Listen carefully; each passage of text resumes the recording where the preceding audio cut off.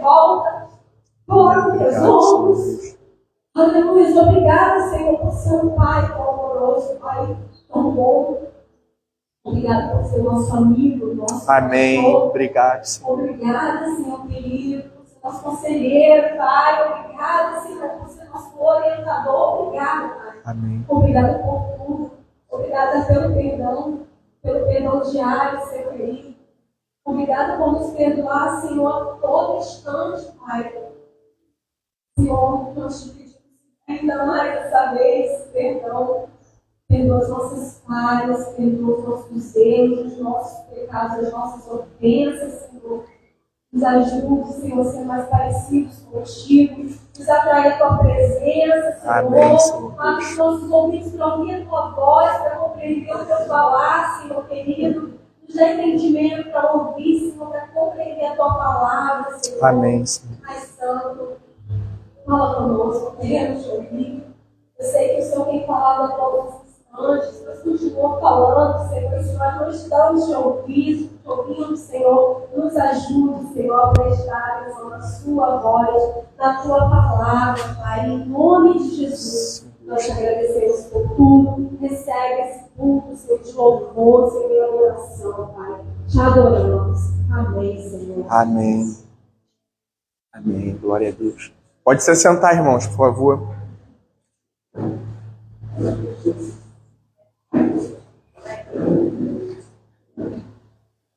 A última canção que nós cantamos tem um trecho que diz assim, ó: eu sou do meu amado e tu és meu. E aí continua: para sempre governarás, teu reino não passará. E aí ele diz: ó Santo Deus. E quem é a noiva do Senhor, irmãos, de acordo com a Bíblia? A igreja. A igreja é a noiva de Cristo. E é essa noiva, é essa igreja que ele vai vir buscar. Amém, irmãos? E olha a referência que a canção fez ao nosso Deus. Ó Santo Deus. O Senhor vai vir buscar uma noiva, irmãos, que está santa. O Senhor vai vir buscar uma noiva fiel. E o que nós vamos conversar aqui, sabe? É um privilégio, mas é muito sério. Vocês lembram a parábola de Jesus sobre as virgens distraídas? A igreja distraída, a igreja desprevenida? A igreja que não estava compreendendo quem era o seu Deus? A gente já falou aqui, a gente não vê a Bíblia fazendo menção a Deus assim: bom, bom, bom é Deus. Misericordioso, misericordioso, misericordioso é Deus. Mas a gente vê: santo, santo, santo é o Senhor dos exércitos.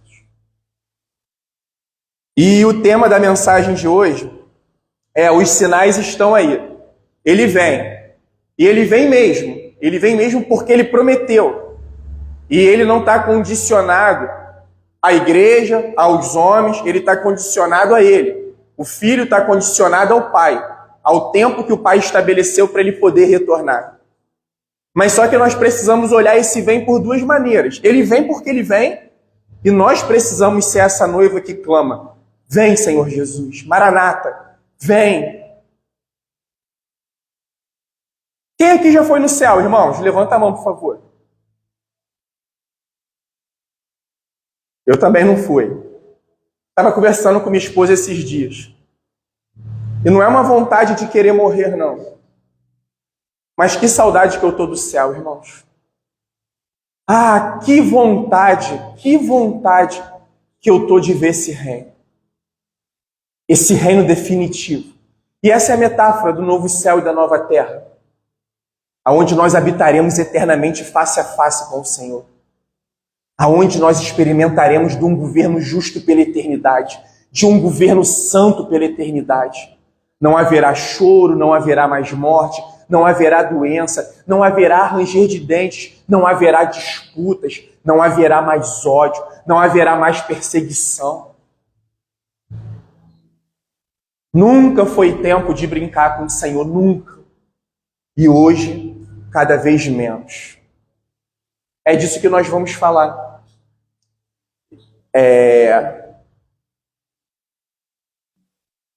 Todas, sem exceção, todas as profecias do Antigo Testamento que apontavam para Cristo se cumpriram. Todas, literalmente.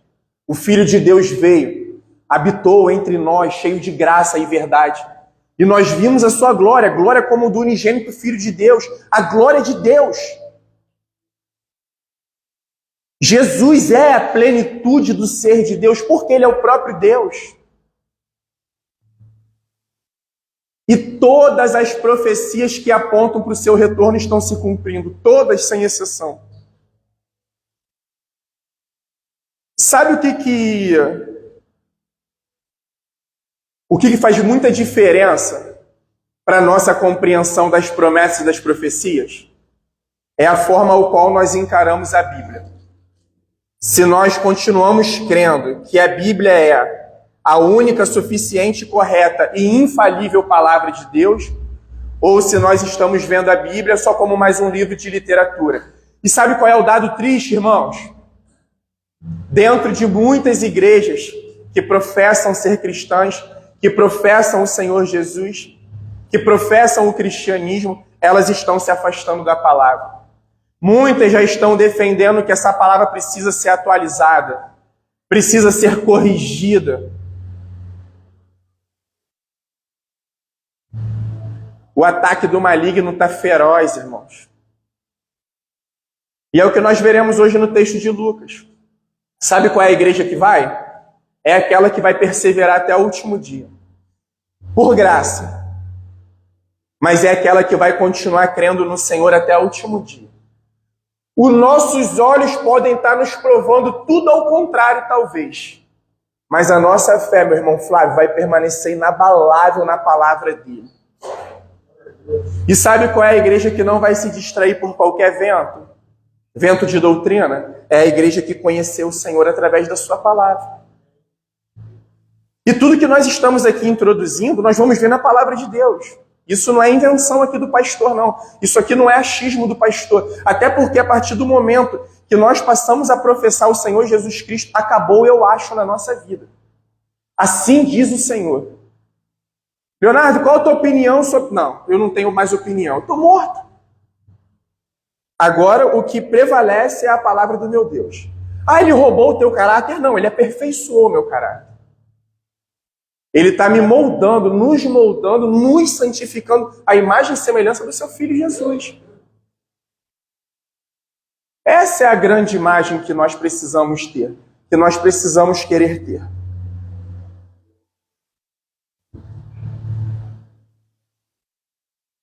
E aqui, nós acreditamos que uma regra infalível de interpretação da Bíblia é a própria Bíblia. Nós vamos lá no texto de Lucas, e eu acredito que o Senhor vai permitir que nós consigamos cumprir todos os objetivos aqui separados para hoje. Mas eu queria, sabe em qual texto com vocês antes de Lucas? Eu queria ir lá no texto de Amós com vocês. Amós é um dos profetas menores. Ele está antes de Obadias e depois de Joel. Isso. Está entre Joel e Obadias. Enquanto vocês estão abrindo aí, eu quero introduzir por que nós estamos indo em Amós. O profeta Amós, ele profetizou mais ou menos 740 anos antes de Cristo. E o que o profeta Amós estava trazendo para a nação de Israel? As 12 tribos tinham um templo em Jerusalém. Ainda não tinha havido nenhuma invasão em Israel. Poucos anos depois das profecias de Amós, os assírios vêm, levam as 10 tribos do norte. E olha o que Deus vai anunciar para Israel. E vamos já começando a fazer um pano de fundo para tudo que nós vamos conversar hoje, tá? Porque o Senhor Jesus Cristo, ele usou o Antigo Testamento diversas vezes. Vocês pegam os 4 evangelhos, está repleto de Antigo Testamento. Jesus, ele falou, eu não vim abolir, não, eu vim cumprir a palavra. Eu sou a profecia, eu sou a lei. Tudo que eles falavam apontavam para mim. Estamos em Amós? Vamos lá no capítulo 5, por favor, no versículo 18. Olha o que Deus vai falar a Israel. Amós 5, versículo 18. Ai dos que desejam o dia do Senhor. Por que vocês desejam o dia do Senhor? Será um dia de trevas e não um dia de luz. Será como se um homem fugisse de um leão e lhe saísse ao encontro um urso. Ou como se entrando em casa e encostando a mão na parede, fosse mordido por uma cobra. O dia do Senhor será um dia de trevas e não de luz. Será um dia de completa escuridão, sem nenhuma claridade. Olha o que o Senhor Deus continua dizendo. Eu odeio e desprezo as suas festas, e com as suas reuniões solenes eu não tenho nenhum prazer. Mesmo que vocês me ofereçam holocaustos e ofertas de cereais, eu não me agradarei deles. Quanto às suas ofertas pacíficas de animais gordos, eu nem sequer olharei para elas. Afastem de mim o barulho dos seus cânticos, porque não ouvirei as melodias das suas liras. Em vez disso, corra o juízo como as águas e a justiça como um rio, um ribeiro perene.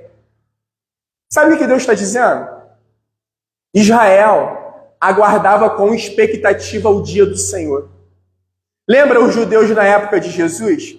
Que eles achavam que Jesus era um libertador militar, que foi um libertador que veio para livrar Israel de Roma, né? O povo de Deus das garras do povo romano.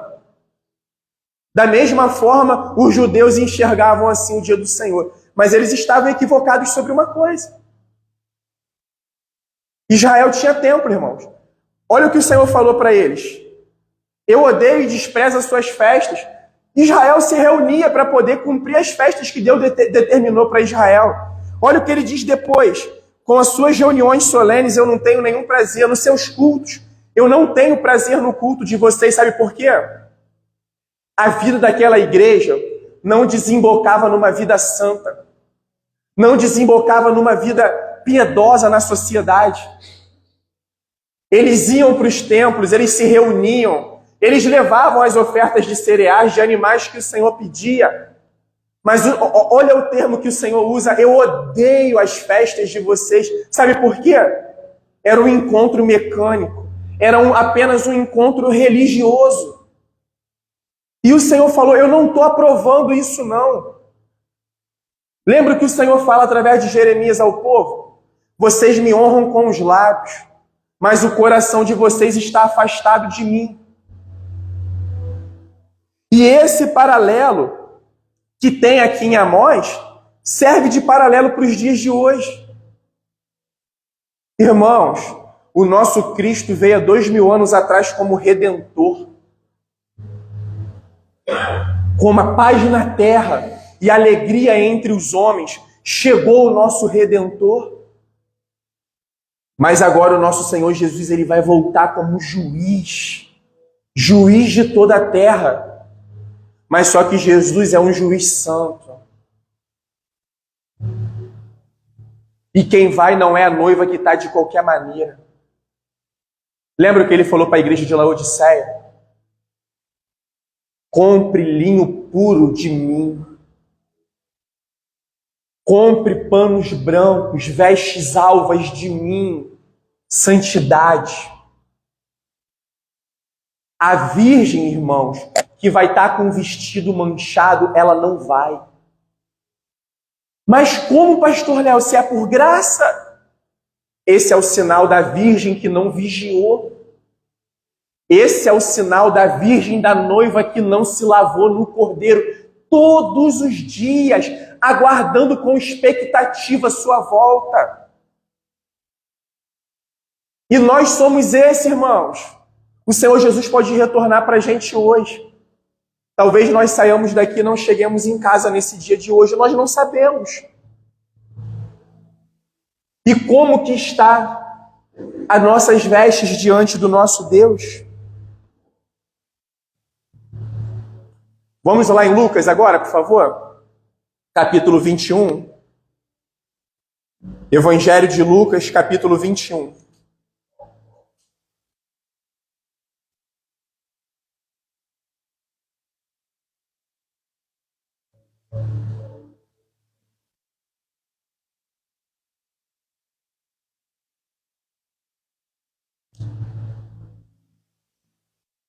Continue em Lucas 21. Eu voltei sozinho lá em Amós rapidinho. Diz assim no início, né? Ai dos que desejam o dia do Senhor. É o Senhor falando para Israel, vocês estão entendendo tudo errado. E esse encontro hoje é um encontro de graça. É um encontro de bondade. É só o Senhor nos alertando. Vocês que estão desejando o grande dia do Senhor, vocês estão preparados? Vocês sabem o que significa o grande dia do Senhor? E ele diz, por que vocês desejam o grande dia do Senhor? Será um dia de trevas e não um dia de luz. Como, pastor Léo? De luz para os que creem. De luz para os que estão perseverando até o final. Mas de trevas para aqueles que não vigiaram. Para aqueles que acharam que podiam viver de qualquer maneira na presença do Senhor. Aqueles que se distraíram com as coisas desta vida, com as coisas deste mundo. E aí fica uma grande questão para a gente, irmãos. Israel estava se reunindo. O templo estava cheio, Brunão. O culto rolando. Os dízimos e ofertas chegando. E o Senhor falando, eu não me agrado. Eu rejeito. Eu desprezo. Eu não quero nem ouvir as músicas que vocês estão cantando no culto. E vem essa metáfora, o dia do Senhor será como se um homem fugisse de um leão, mas lhe saísse ao encontro um urso. Por quê? Não tem como fugir de Deus. E o leão e o urso aqui são metáforas para Deus. E aí o texto segue, ou como se entrando em uma casa, encostando a mão na parede, fosse mordido por uma serpente, por uma cobra. Por quê? A serpente não pode ser uma metáfora para Deus. A serpente pode ser uma metáfora para aquilo que é mal, para aquilo que é ruim. É o Senhor falando, o que você faz às escondidas eu sei, eu conheço. Você não vai esconder de mim. Os teus planos, as tuas intenções estão escondidas dos homens, mas de mim não. E o Senhor aqui está condenando todo Israel. Eu estou vendo como vocês estão. Lembra as 7 igrejas de Apocalipse? A gente só consegue fazer um raio-x físico, visual da igreja, mas Jesus ele faz um raio-x espiritual da igreja. Jesus ele faz uma tomografia, uma ressonância espiritual da igreja. Vocês estão lá em Lucas comigo?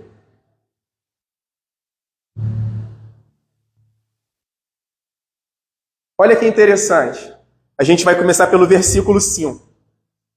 No versículo 5 e 6, a gente vai ver que é um paralelo. Amós, templo e o grande dia do Senhor.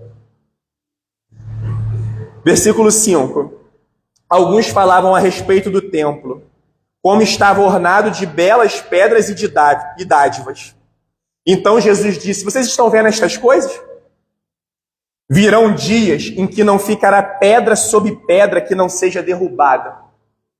O templo de Salomão, Nabucodonosor veio, derrubou. O povo vai para a Babilônia. Os persas, os medos, se tornam o maior império do mundo. Vencem a Babilônia. Permitem, através do rei Ciro, servo do Senhor, que o povo retornasse. E aí permite que eles façam a reconstrução do templo. O templo de Jerusalém é reconstruído.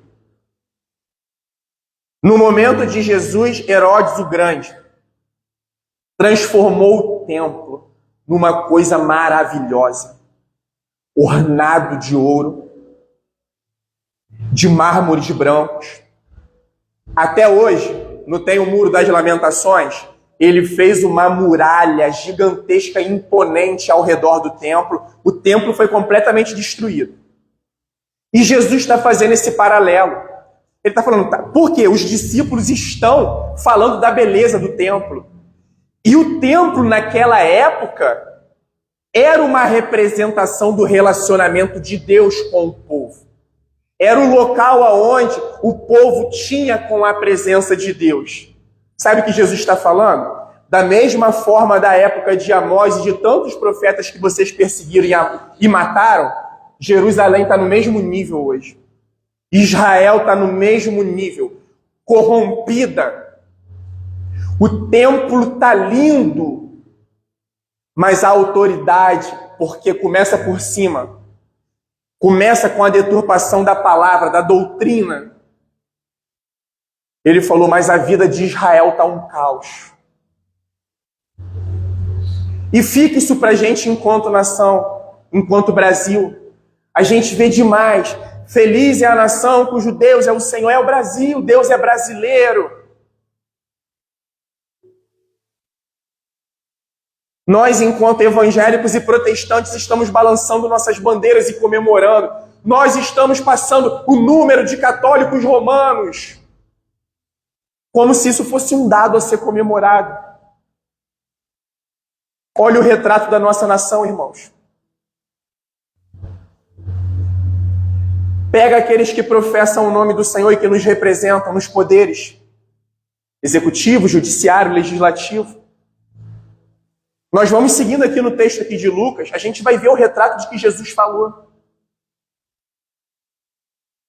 Ele vai começar a profetizar sobre esses sinais. Os sinais estão aí na nossa frente gritando. E sabe como é que está a igreja? Distraída. Ele falou, a igreja, quando eu estiver retornando, ela vai estar que nem no período de Noé e que nem no período de Ló. A igreja antediluviana, ela estava fazendo o quê? Bebendo, comendo, dando em casamento, coisas lícitas, mas distraídas do Senhor, imperando a iniquidade. O povo de Sodoma e Gomorra estava da mesma maneira que o povo da época de Noé, mas eles estavam plantando, edificando, tudo afastado do Senhor. Uma iniquidade só, uma imoralidade só.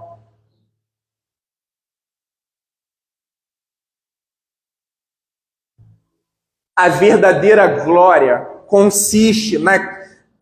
não consiste naquilo que é externo. A verdadeira glória não consiste naquilo que é externo, mas sim na fé e piedade de seus membros, vindo de um arrependimento genuíno. A glória de uma igreja não é como ela está ornada. Jesus não quer vir aqui e olhar, tem ouro? Tem mármore, tem não sei o que, não. Jesus quer vir aqui encontrar um povo piedoso, um povo que verdadeiramente crê nele, um povo santo, um povo que é a sua imagem e semelhança. E aí Jesus está falando a respeito da destruição do templo. E sabe o que aconteceu com esse templo? No ano 70 depois de Cristo, os romanos vieram com o general Tito e colocaram esse templo no chão. Estima-se que 1 milhão de judeus morreram. No ano 66, começa uma revolta dos judeus contra os romanos. No ano 70, termina essa revolta. O povo judeu é aniquilado ali em Jerusalém, sem falar dos 100 e tantos mil que foram levados cativos, ou 90 mil, perdão. E os discípulos perguntam a Jesus, versículo 7. Mestre, quando será isso? E que sinal haverá quando estas coisas estiverem para acontecer? Jesus falou a respeito da destruição do templo. E Jesus respondeu, tenham cuidado para não serem enganados, porque muitos virão em meu nome dizendo, sou eu, e também chegou a hora. Porém, não vão atrás deles. Irmãos, o primeiro grande sinal que Jesus nos deixou, Satanás é um falsificador. O engano religioso. Jesus está falando que nos sinais que antecederiam a sua volta, a gente sabe que isso existe desde o início, mas com certeza não está no nível que está nos dias de hoje. O engano religioso vem através de falsos pastores, falsos profetas, falsos mestres, falsos ensinamentos, falsos cristãos, falsas igrejas. E sabe qual é o convite de Deus aqui para a nossa vida? Que isso fique bem claro. Ah, a verdade está na igreja Atos? Não, a verdade está no Senhor. O convite dele para a gente aqui nessa noite é que nós nos acheguemos cada vez mais a Ele. Está Está aqui a palavra dele. Nós podemos buscá-lo através das nossas orações. Buscar-me-eis e me achareis quando vocês me buscarem de todo o vosso coração. E está hoje aí proliferado. O evangelho se tornou um negócio. As igrejas se tornaram um comércio.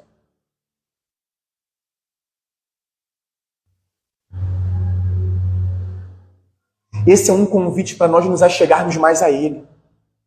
E Ele continua. Versículo 9 e 10. Quando vocês ouvirem falar de guerras e revoluções, não fiquem assustados, pois é necessário que primeiro aconteçam estas coisas, mas o fim não será logo. Então Jesus lhes disse: nação se levantará contra nação, e reino contra reino. Jesus deixou um grande sinal, o engano religioso. Depois Jesus deixou como sinal guerras e revoluções. Irmãos, eu não sei se vocês sabem disso. Isso é um dado de Cristo para cá.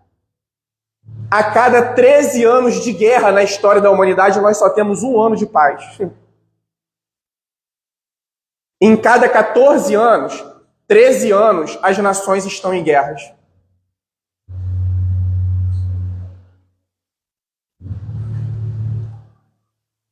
Sabe quantos milhões de pessoas já faleceram? 200 milhões de pessoas. E esse número está para mais, tá? Não está para menos, não. Em guerras. Só nesse último século, das duas últimas grandes guerras, nós vimos Primeira Guerra Mundial, de 1914 a 1918, estima-se que 30 milhões de pessoas morreram. 1º de novembro de 1939, de setembro, perdão, Hitler invade a Polônia. Em 45 acaba a guerra, mais 60 milhões de pessoas mortas. Vocês sabiam que 50% dos cientistas atualmente de todo o mundo estão envolvidos em desenvolvimento de armas bélicas? Vocês sabiam que 40% dos recursos das nações hoje em dia são destinados à fabricação de armas bélicas? Esses são os sinais intensos que o Senhor nos falou. Como que está o nosso mundo aí hoje, irmãos? Uma confusão só. Uma instabilidade só. A gente tem um professor de história aqui no nosso meio. Uma instabilidade só. O mundo, irmãos, está convulsionando. Os sinais estão aí. Jesus falou como que a igreja dele estaria nesse momento. Distraída. Versículo 11. Haverá grandes terremotos e epidemias e fomes em vários lugares. Coisas espantosas e também grandes sinais vindos do céu. O Senhor falou de terremotos, epidemias e fome. A gente sabe que o terremoto é algo que assola o mundo há muito tempo. Mas um dado que eu também não conhecia. Nos últimos 100 anos, nós tivemos mais terremotos do que toda a história juntos. Os sinais estão se intensificando. Em 79, depois de Cristo, nós tivemos... Ai, meu Deus. Aquele vulcão, todo mundo, até hoje o pessoal fala que virou pedra, Vesúvio. Foi o Vesúvio, na Itália, né?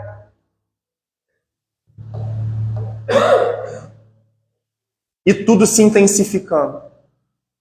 Eu não sei vocês, na minha época eu não era cristão, eu vi essas pichações aí, lá no Rio, principalmente na Avenida Brasil, Jesus está voltando. Prepare-se. E eu vou ser sincero, eu ficava assim, pô, tá voltando acho que desde a minha avó, desde o meu bisavô. Mas hoje, espiritualmente falando, hoje nós somos pessoas espirituais inclinadas às coisas do Espírito. Jesus está voltando, irmãos. Eu creio demais. Já falava.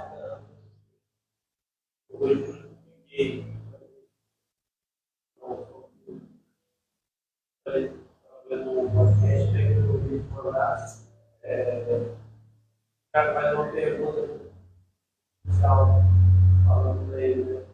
Eu e sua mãe, seus pais, até ele não viu meu Deus, eu fico sem meu Deus. Aí eu vou virar atrás, porque eu não deixo meu pelo propósito. Uhum. Sim. Tudo tem um propósito do eterno. Está tudo acontecendo no tempo dele. Tudo, irmãos, tudo. Tudo o que ele profetizou está acontecendo. Doenças, uma atrás da outra. A gente sabe que doença sempre teve na história, mas vamos ser sinceros. Olha a quantidade de farmácias que abrem. Essa é uma evidência. Vamos pegar a gente mesmo, irmãos. A frequência que acontece uma coisa, que vem uma outra. Daqui a pouco está surgindo um negócio novo. E doença atrás de doença. E fome. O homem que está perdido aí em guerras, se todo esse valor fosse empregado para poder lutar contra a fome, sanearia o problema da fome no mundo. Agora nós vamos aqui do 12 ao 19.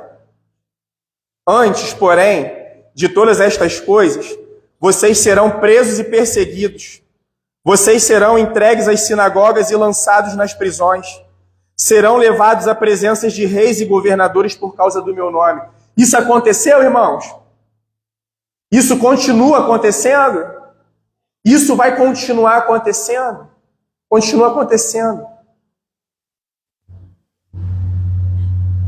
Isto acontecerá para quê? Para que vocês deem testemunho. A perseguição nos traz oportunidades de semear, de espalhar, de difundir o evangelho. E sabe, as perseguições que nós travamos com nós mesmos, lutando para poder crer no Senhor, permanecendo de pé, é oportunidade de Deus na nossa vida. Essas aflições que vêm nos acometer é oportunidade de nós anunciarmos o nosso Senhor. Dia após dia, pegando um fôlego diário. Porque se realmente a gente for trazer muitos dias para cá, a gente sufoca. É indo um dia de cada vez. De glória em glória, de graça em graça. E ele diz, tomem, pois, a decisão de não se preocupar com o que irão responder, porque eu lhes darei palavras e sabedoria a que não poderão resistir e nem contradizer todos os que se opuserem a vocês. Estamos vendo isso no estudo da igreja de Atos, aquela igreja que está nascendo lá. E vocês serão entregues até para os seus próprios pais, irmãos, parentes e amigos, e eles matarão algum de vocês. Todos odiarão vocês por causa do meu nome. Mas olha o que ele diz. Não se perderá só um fio da cabeça, só um fio de cabelo da cabeça de vocês. Sabe o que significa? E a gente para se perguntar. Mas morre cristão todos os dias até hoje, perseguidos. Lembra o que Jesus disse? Não temam aqueles que podem matar sua carne, mas temam aquele que é poderoso para lançar a alma de vocês no inferno. Os homens podem encostar aqui, mas não nos dão destino eterno. Quem nos dá destino eterno é o Senhor. É o que Ele decreta, é o que Ele determina.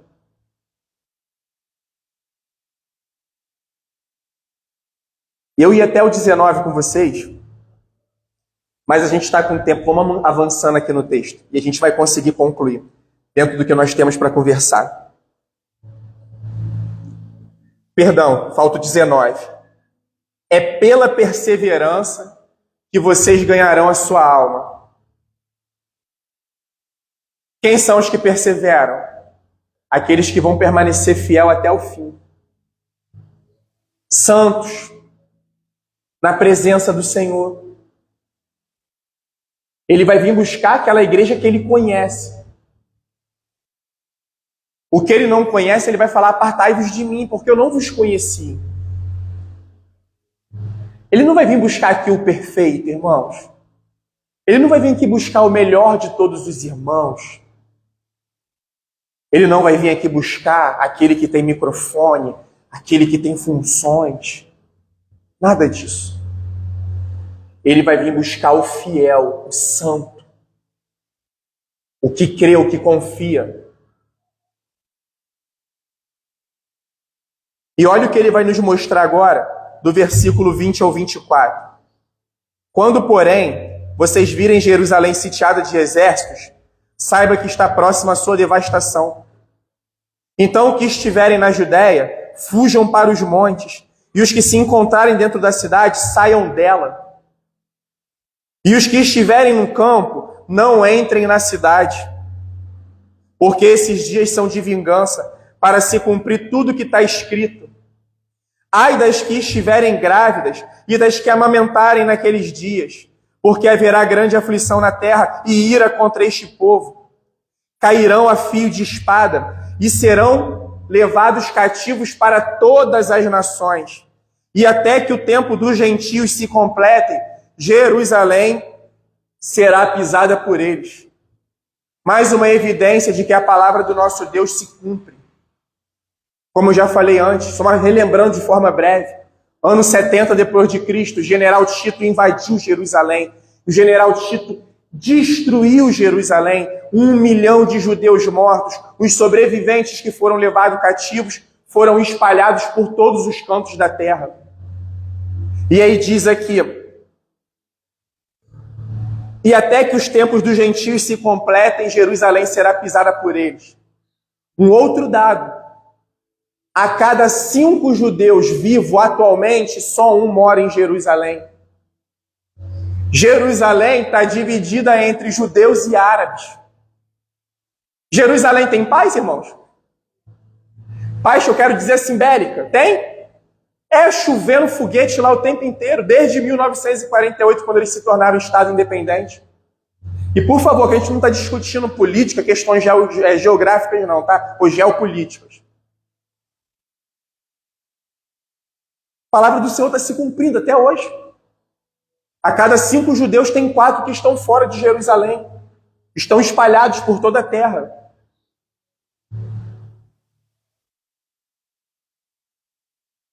E esse retrato de Jerusalém sitiada é um retrato do que vai acontecer com a igreja no momento final, o cerco final que será feito contra a verdadeira igreja de Cristo.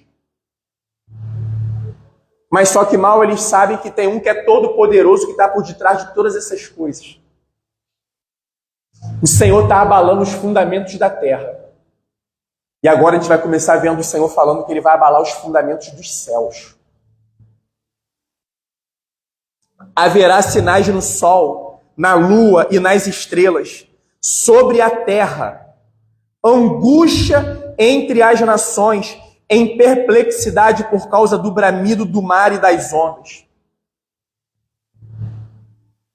Sabe o que vai acontecer? As pessoas vão ver que há um Deus. Quem, na verdade, hoje acha que está rejeitando, está sendo rejeitado. Haverá pessoas que desmaiarão de terror e pela expectativa das coisas que sobrevirão ao mundo, pois os poderes dos céus serão abalados.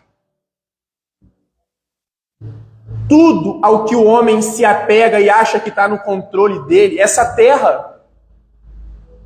Quantas nações, irmãos, que foram abaladas inteiras por terremotos. Quantas cidades imponentes viam um terremoto e botavam elas no chão.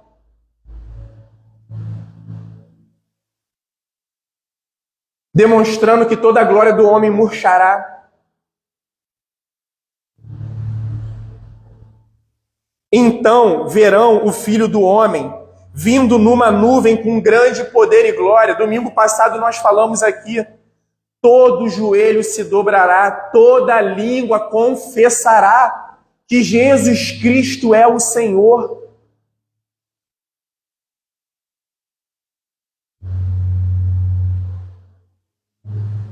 O Filho do Homem está voltando, irmãos. Ora, quando estas coisas começarem a acontecer, olha a ordem dele para a igreja. Levantem-se e fiquem de cabeça erguida, porque a redenção de vocês se aproxima.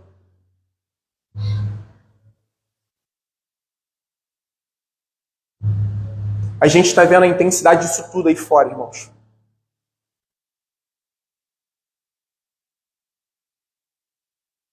A sociedade está de ponta cabeça. A estrutura do mundo dos homens está uma loucura só. Ninguém entendendo ninguém, ninguém confiando em ninguém. A apostasia acontecendo. O amor de quase todos se esfriando. Jesus ainda lhes contou uma parábola dizendo: olhem para a figueira e todas as árvores. Quando veem que começa a brotar, vocês mesmos sabem que o verão está próximo.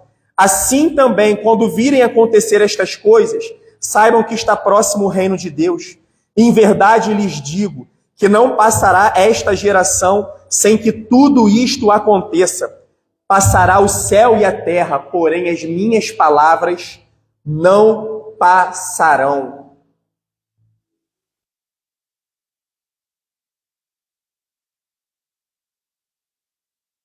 Essa geração qual é? A geração dos judeus. Essa é a interpretação que a gente gosta de entender aqui. Eles estão aí ainda.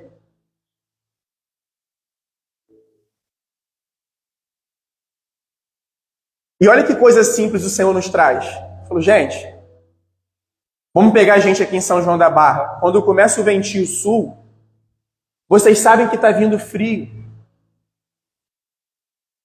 Como os antigos de São João da Barra falavam, meu falecido tio Zezé, meu sobrinho, está chegando o vento doente, que vai chegar com as doenças, os resfriados, as gripes. Ele falou, vocês sabem discernir todas essas coisas. Vocês sabem quando o vento está bom para surfar, vocês sabem quando está chegando o vento bom, a água boa para poder pegar a manjuba, ou para poder pegar o robalo. Mas e as coisas espirituais? Vocês estão percebendo ou continuam distraídos? Ou vocês estão vivendo com um senso de urgência? E olha o que ele diz, passará o céu e a terra, mas as minhas palavras não passarão.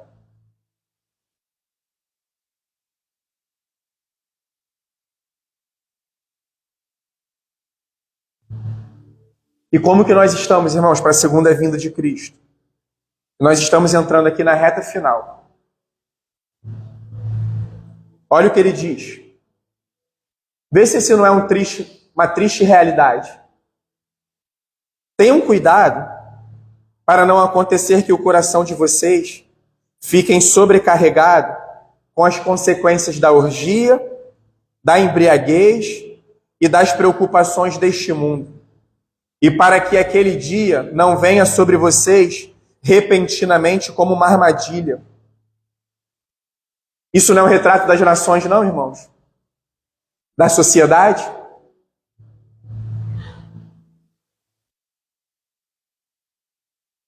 Mas eu quero chamar a atenção de vocês para um detalhe importantíssimo, tá? Sabe com quem que Jesus está falando aqui?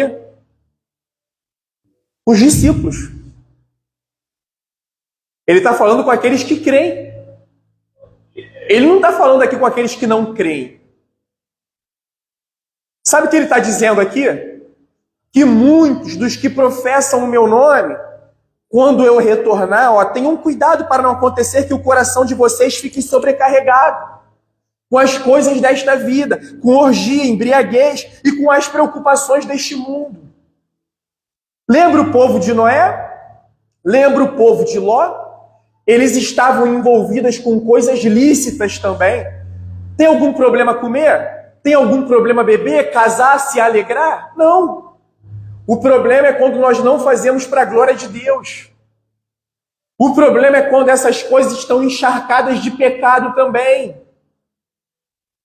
O problema é quando nós achamos que podemos estar de qualquer maneira diante do Senhor. Lembra das virgens sem azeite? Sem o Espírito? Sem a unção que vem do Senhor? sem a santidade. É o que ele está nos dizendo. Pois sobrevirá a todos os que vivem sobre a face da terra. O juízo de Deus não é para alguns, é para todos. Portanto, vigiem o tempo todo, orando, para que vocês possam escapar de todas essas coisas que têm de acontecer e para que possam estar em pé na presença do Filho do Homem. Sabe por que ele disse isso? Portanto, vigiem o tempo todo. E orando. Lembra o jardim, o Getsemane? Vigiar e orai. Sabe por que ele está pedindo para a gente orar? Para a gente poder suportar as aflições. De verdade, irmãos, eu não sei se vocês estão experimentando, discernindo isso. Olha a angústia que a humanidade se encontra. Olha a angústia que está vindo sobre a humanidade, sobre homens e mulheres. E sabe como que nós vamos suportar? Passar por isso? Orando. Sabe para quê? Para que nós possamos permanecer de pé na presença dele. Irmãos, oração é oxigênio para o cristão. Cristão que não ora vai ficando com a pulsação devagarzinho, até o ponto que quando colocar na máquina vai ter só aquela linha reta. Nós vimos aqui na conversão de Paulo, antes de Ananias chegar, Paulo estava orando. O texto bíblico disse: Ananias chegou e encontrou Paulo orando. Cristão tem sede de Deus, sede e fome. E é orar o que? De vez em quando? É o todo tempo. Deus não pede que nós fiquemos 24 horas por dia ajoelhados, não é isso. Mas é a todo momento uma vida de dependência. Senhor, obrigado porque eu acordei, eu dedico esse dia ao Senhor, me ajude. Senhor, eu estou indo no banco, me guarde no caminho do banco. Senhor, eu estou indo ali resolver um negócio, me ajude nisso, Senhor. Quem eu encontrar, me ajude, que eu esteja santo, glorifico o teu nome em mim, santifico o teu nome em mim, Senhor. Obrigado, Senhor, pelo ovinho que eu estou comendo hoje. E às vezes a gente está sufocado porque não tem picanha. E estamos deixando passar o que nós temos no presente. E Lucas conclui dizendo: Jesus ensinava todos os dias no templo, mas à noite saía e ficava no monte chamado das Oliveiras. Quem é que sabe o que Jesus costumava ir fazer no Monte das Oliveiras? Orar. E a gente pergunta, mas ele é o Filho do homem, ele é o Filho de Deus. Amém!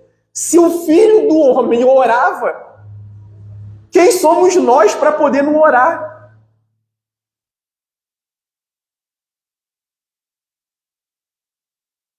E só abrindo um parêntese rápido aqui, irmãos. Oração todo mundo sabe que é necessário, eu sei disso.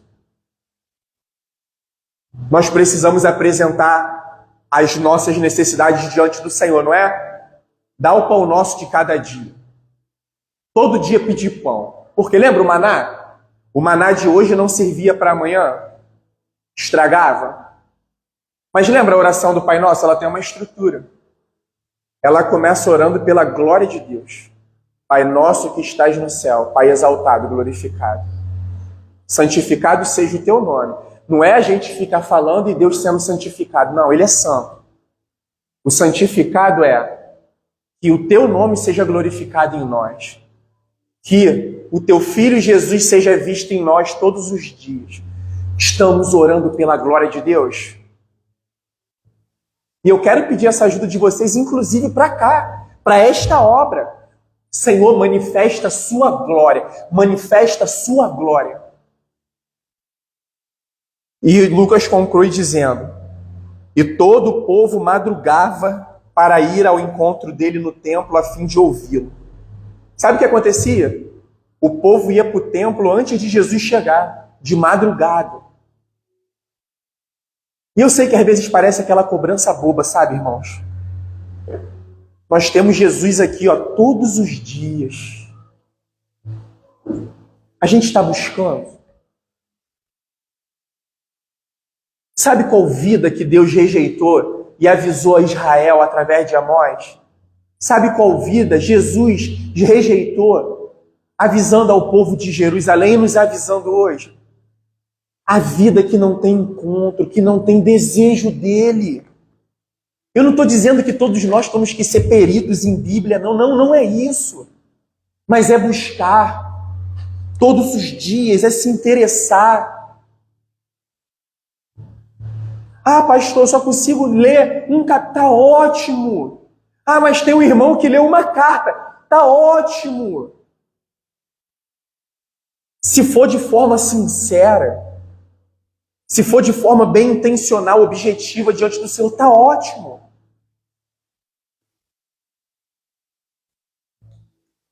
Só lembrar um versículo com vocês. Lá em 1 Coríntios capítulo 11, versículo 26, no momento das instruções da ceia do Senhor, o versículo 26 diz assim: porque todas as vezes que comerem este pão e beberem o cálice, vocês anunciam a morte do Senhor até que Ele venha. O Senhor está vindo, igreja. O Senhor está vindo. Fiquemos de pé, de cabeça erguida. Esse é um convite para Ele, para a gente hoje, nessa noite. Fiquemos de pé, de cabeça erguida. E isso posso falar, esta igreja aqui tem esse compromisso de nós ajudarmos uns aos outros a crescermos no conhecimento de Deus, na graça dele. Lembra Jesus sendo assunto aos céus e os discípulos olhando para o alto, talvez com um olhar perdido, né, desolado. Aí vem os anjos. Varão galileus, por que vocês olham assim? Vocês não sabem que esse mesmo Cristo que foi, ele há de retornar? Nosso Senhor está vindo, irmãos. Isso não é frase de efeito de para-choque de caminhão, não. O Senhor está vindo. Os sinais estão aí gritando para a gente.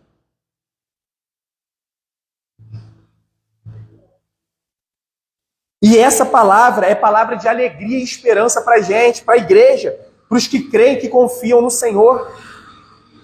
Amém, meus irmãos? Louvado seja Deus. Queria pedir que vocês ficassem de pé nesse momento. Sabe, a gente não pode se permitir ficar distraídos. O Evangelho é isso. O verdadeiro Evangelho é essa boa notícia. Que Deus continua vindo, salvando homens e mulheres pecadores. Ele não veio buscar os justos, não. Ele veio buscar os doentes. É aquele que reconhece que precisa de Deus. Senhor, eu preciso do Senhor. E a partir disso eu me arrependo. Até aqui eu caminhei da minha maneira, até que eu estou vindo com a minha perna, com o meu próprio entendimento. Mas agora eu me arrependo diante do Senhor. Eu confesso os meus pecados, eu clamo pela sua ajuda. Eu reconheço Jesus como Filho de Deus, como meu Senhor, como meu Salvador. E é por isso que eu quero orar aqui nesse momento com vocês, sabe, irmãos? Que o Senhor continue se revelando a nós. Os sinais estão aí, Ele vem. E que nós clamemos pela volta do Senhor, que nós desejemos com toda a intensidade a volta do Senhor. Eu sei que o Senhor levou uma palavra de advertência a Israel. Ah, por que vocês, ai de vocês que desejam o grande dia do Senhor? Mas Ele falou para aqueles que estavam levando a vida com Deus de brincadeira, de qualquer maneira. E eu acredito que aqui não há esses, não há essas.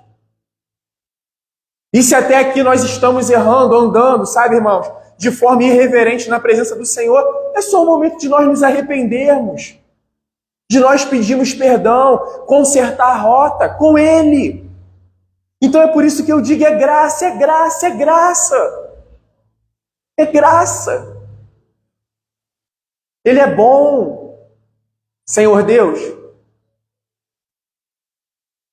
Pai, obrigado, porque nós não estamos órfãos. Nós temos um Pai nosso que estás no céu. Nós temos um Deus todo-poderoso, Senhor de toda a terra. Nós temos um Cristo, um Salvador, Rei dos reis, Senhor dos senhores. O nome que está acima de todo nome. Obrigado porque o Senhor nos deixou o seu Santo Espírito, que habita naqueles que creem.